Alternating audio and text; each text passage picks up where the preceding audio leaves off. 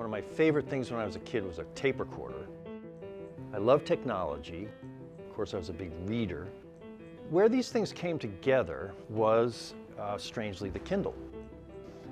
And the idea that I could talk about the Kindle and interview people, I said, I bet I can do that every week for the rest of my life. My name is Len Edgerly, and I am the host of the Kindle Chronicles podcast.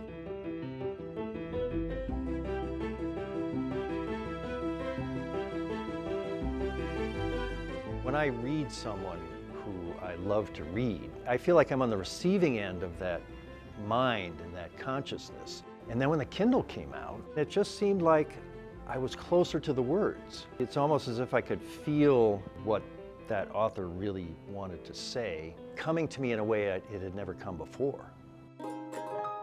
I knew I wanted to interview one person on each show, but I thought that the only question I would ask them is, what's on your Kindle? Then I started interviewing authors. One of the authors I just fell in love with was John Ashbery, who's a contemporary poet. I started asking him, why do you love to write poetry? And he said, oh, I'm not sure I do love to write poetry. So I thought, oh great, my first question was a dud.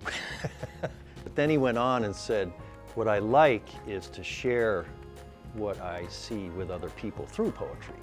There were people at Amazon that knew I was doing this. I got an email that said, would you like to come to Seattle and talk to Jeff Bezos? I said, of course, I would love it. We were sitting kitty corner on this table. I think I asked a question. He had said, the great thing about Amazon is its innovation culture. He really hit this idea that the people that were on that early Kindle team were missionaries.